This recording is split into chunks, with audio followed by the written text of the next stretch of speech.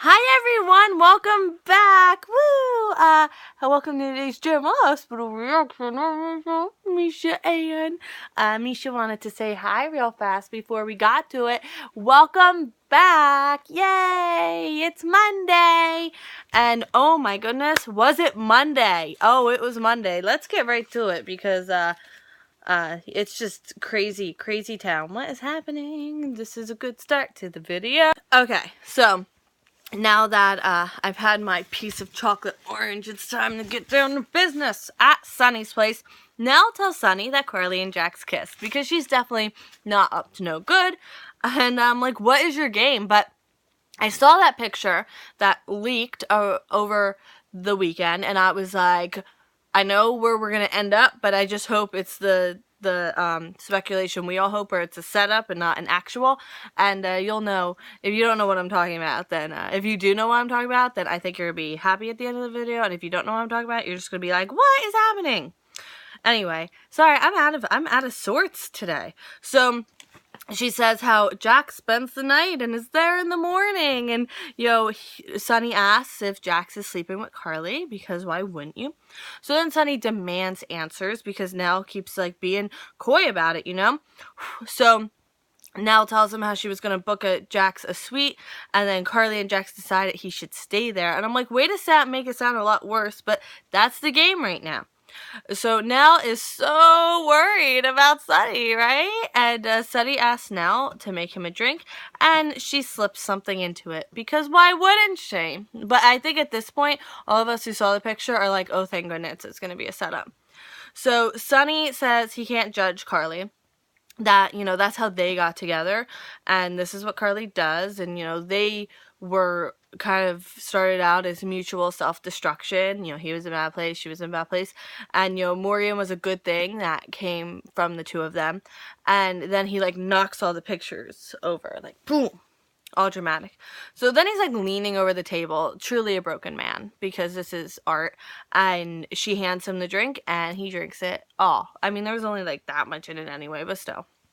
So Nell pours a drink herself, and it's like, my dad told me no one should drink alone. And then, like, she silences Sonny's phone or something with his phone. Or maybe it's her phone. I'm not quite sure. So she lets Sonny talk, and he wants to leave, and Nell won't let him because then he'll get arrested and Jax will win. And I'm like, ah. And he has the ankle monitor, remember? Because I didn't for like a smidge, and then I remembered. So Sonny wants Nell to leave. She won't. And he's slowly collapsing, and she offers to help him upstairs. And I'm like, oh, you have nothing good in mind. So she walks him to his room. He's super out of it. And she's like, you don't want to sleep with your clothes on, right? And I'm like, girl. I wrote that. I don't know if you could tell, but I literally wrote, and I'm like, girl.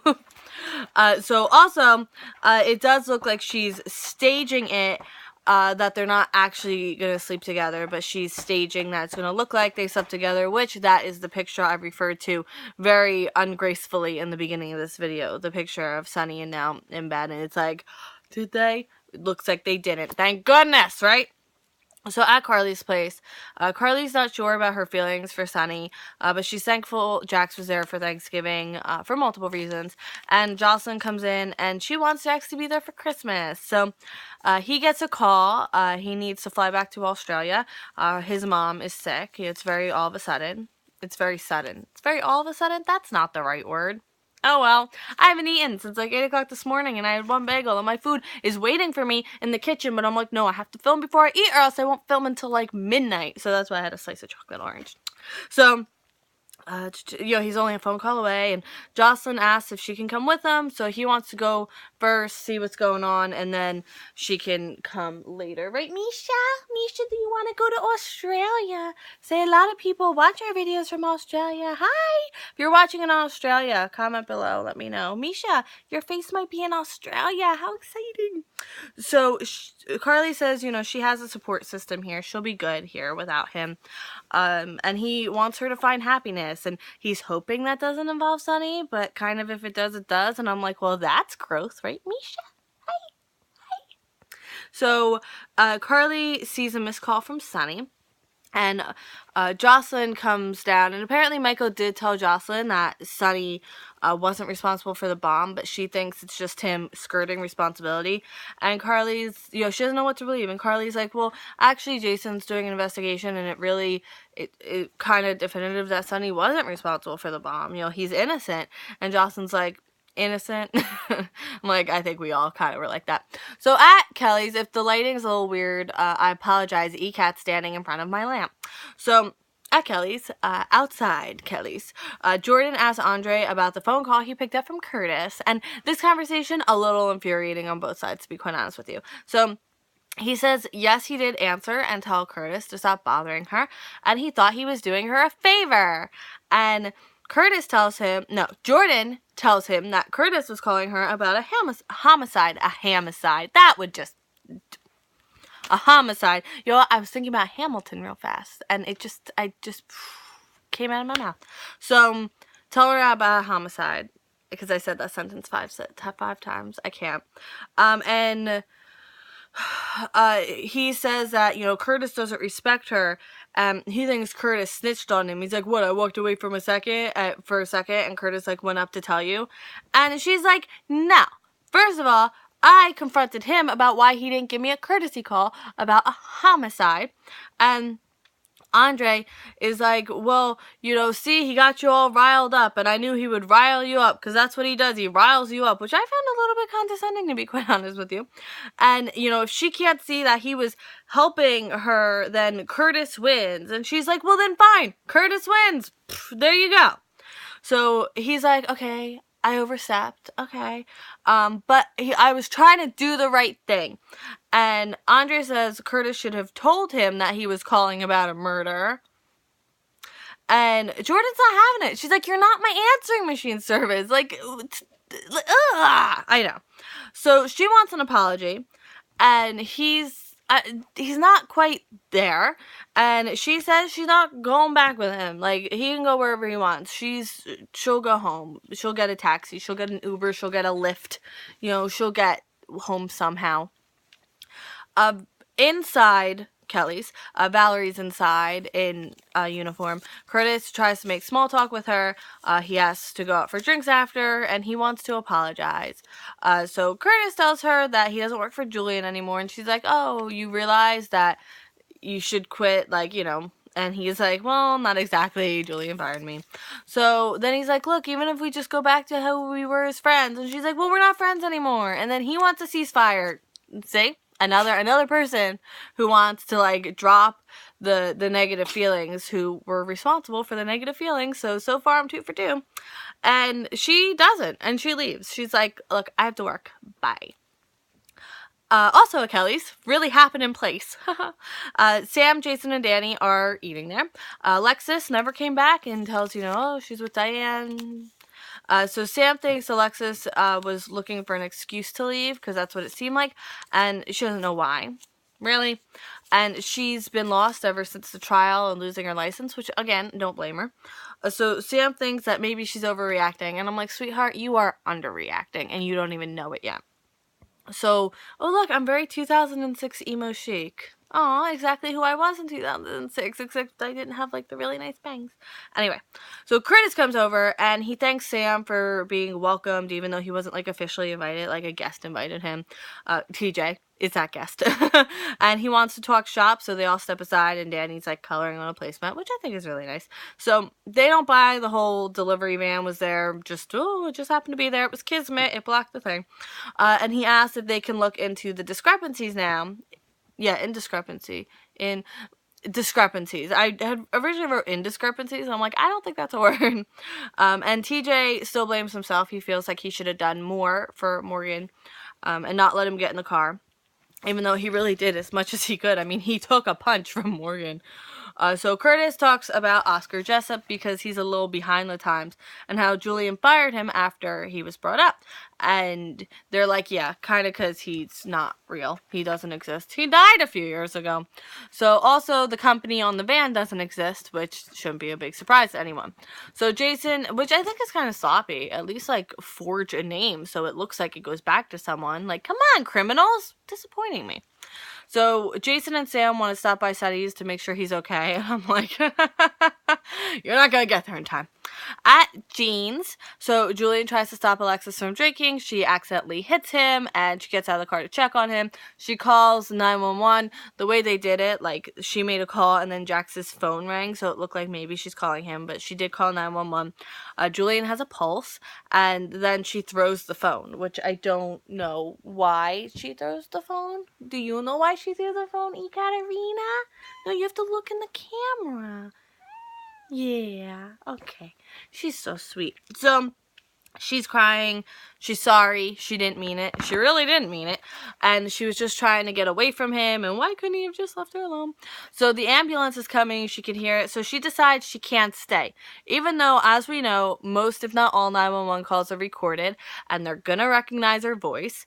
And there's, I'm assuming, surveillance. People saw her there. Like, it's not like I don't understand why she would have run at this point. They're gonna catch her and she's just gonna get in more trouble, but whatever. As we established, criminals just aren't what they used to. Even though, I mean, she's not really, well, depends how you look at it.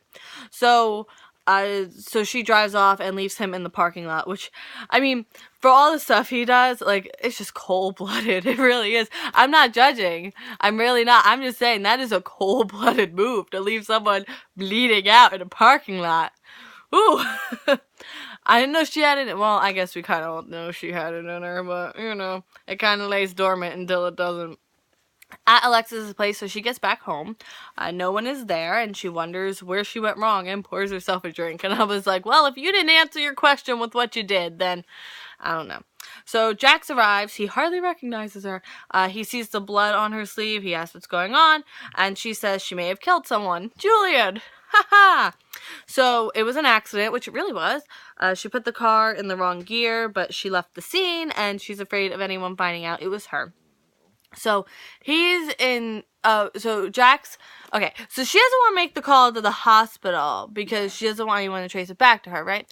So she asked Jax if he could make the call. So, okay, I know they don't, like, record calls into the hospital, but, and I don't know why to give Julian's information to a stranger.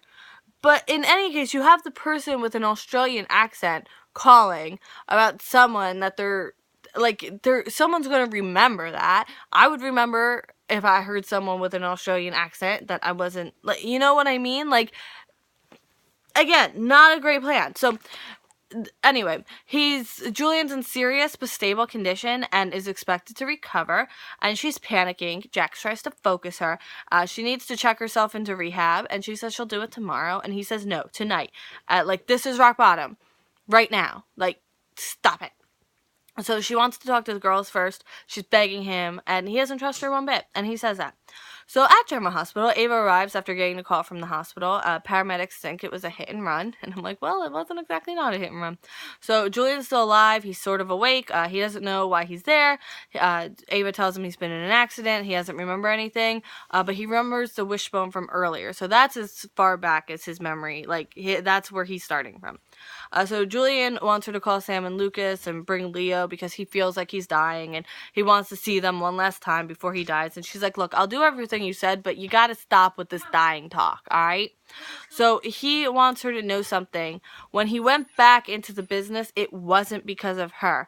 And I'm sitting here and I'm like, they're gonna get interrupted before he gets to say why he went back in the business. So of course I get interrupted, and Valerie comes in because it has to be Valerie. Look, I'm low sodium salty, still, like, about what she did to Dante and Lulu, like, because they're back on track. So, but I can't, like, be no saltiness because, like, we went through a lot, you know. So low sodium saltiness towards her. But come on, don't interrupt. Why did I have to make her the one who interrupted?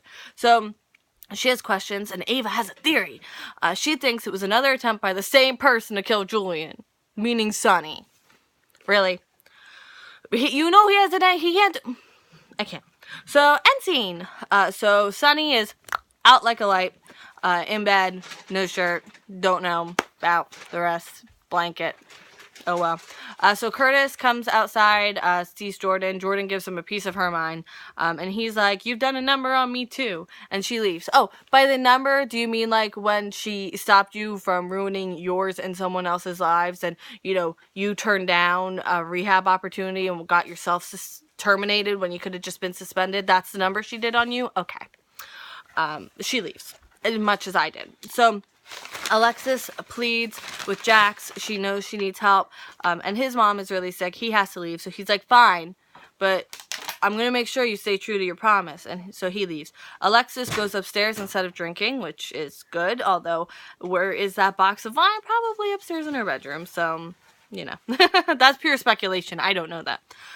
So Carly says Sonny sounded so lonely in his message, and he also lost a child, and she's really able to see his side now when she's been so blinded by anger before. She's wanted to be blinded by anger. So Sonny's asleep in the bed. Nell says she's sorry, and then she starts undressing and gets next to him, and I was like, oh, Nell. Oh. So much oh. Well, that's all I got for you today. I hope it was enough. Oh my goodness. Today, I was like, I can't even process today. I really can't. So much that, I mean, this week is just going to be a kind of week. I think we can tell. But thank you so much for watching. I know a little convoluted in the beginning because we're getting back in the swing of things. It's been like 4 days. I hope you had a great holiday weekend, and I will see you tomorrow for more General Hospital, and I hope you have a great day.